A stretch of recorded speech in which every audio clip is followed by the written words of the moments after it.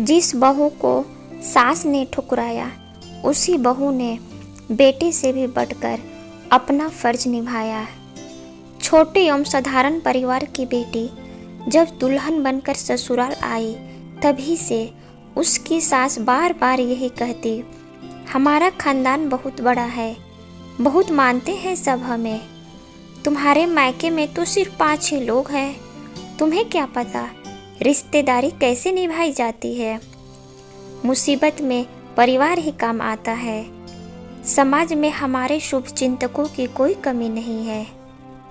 बहू चुपचाप अपनी सास की सभी बातें सुनती थी, क्योंकि उसे पता था कि बहस करने का कोई फायदा नहीं है। बहू को ससुराल आए अभी 4 महीने भी नहीं हुए थे कि सास को लकवा मार गया। अब घर, परिवार और सास की देखभाल की सारी जिम्मेदारी बहू के कंधों पर आ गई।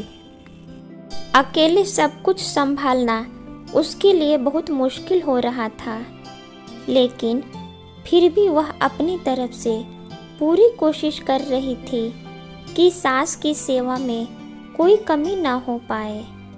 सासू माँ के बीमार होते ही उनके शुभचिंतकों का घर आना जाना शुरू हो गया। देख बहू, अब तो तू ही भाभी का सहारा है, अपनी माँ की तरह इनका भी ख्याल रखना, और हाँ, हमारे लायक कोई काम हो तो बता देना। दुख तकलीफ में तो अपने ही काम आते हैं। बुआ सास उसे समझा रही थी। जी बुआ जी, कहते हुए बहू ने चाय का कप उनकी ओर बढ़ाया। 2 घंटे रहने और ढेर सारी बातें सुनाने के बाद वो अपने घर चलती बनी। बहू ने जूठे बर्तन समेटे और सास के लिए दलिया चढ़ा दिया। सासू माँ का हालचाल पूछने के लिए दिन भर घर पर रिश्तेदारों का तांता लगा रहता था। उनका इलाज अच्छे डॉक्टर से चल रहा था, लेकिन जो भी आता बहू को अपनी सास का ध्यान रखने की हिदायत दे जाता। साथ साथ 2-4 घरेलू नुस्खे या किसी वैद्य का पता भी दे जाता। सुबह से शाम तक ऐसे बहुत सारे सुझाव आते, लेकिन कोई भी कहीं साथ चलने के लिए तैयार नहीं होता, बस बोलकर पतली गली से निकल जाता।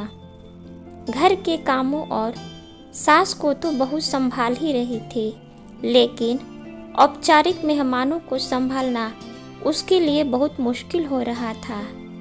सासू माँ थोड़ी भारी शरीर वाली थी, इसीलिए उन्हें नहलाने और कपड़े बदलने में बहू को काफ़ी परेशानी होती थी। लेकिन इतने बड़े परिवार में से कोई भी उसकी सहायता के लिए उस वक्त नहीं आता। अगर वह किसी से सहायता मांगती भी तो लोग कोई न कोई बहाना करके निकल जाते। मजबूरी में वो अपने पति की सहायता से ही सासू माँ का और घर का सारा काम संभालती थी। एक दिन बेटे को ऑफिस के जरूरी काम से शहर से बाहर जाना था, इसीलिए वह अपनी पत्नी की मदद नहीं कर पाया। बहू बगल में रहने वाली अपनी चाची सास से सहायता मांगी तो उन्होंने भी पैरों और कमर में दर्द का बहाना कर लिया। नंदे भी अपने घर गृहस्थी और बच्चों का बहाना बनाकर निकलती बनी। सासू माँ अच्छे से बोल तो नहीं पाती थी, लेकिन सब कुछ देख और समझ रही थी। उन्हें पता चल गया था कि जिन शुभ चिंतकों पर वह इतना इतरा रही थी और अपने बहू को हमेशा ताने मारती थी, वो सब नाम के ही हैं, सब अपने अपने में मस्त हैं। छोटी और साधारण परिवार से आई बहू ही इस मुश्किल के समय में उनका ख्याल रख रही है। खुद के बेटा और बहू से भी बढ़कर वो मन ही मन बहू के साथ किए गए बर्ताव पर भी पछता रही थी। बहू की निस्वार्थ भाव से की गई सेवा रंग लाई और कुछ ही दिनों में सासू माँ की हालत में सुधार आने लगा और अब वो खुद से बैठ पाती थी और थोड़ा बहुत बोलने भी लगी। उनकी हालत में सुधार देखकर फिर से रिश्तेदारों का आना जाना शुरू हो गया। ऐसे ही एक दिन उनकी बेटी हालचाल जानने के लिए आई और बोली, अच्छा हुआ माँ जो अब ठीक हो गई, हमें तो बस आपकी ही चिंता खाई जा रही थी।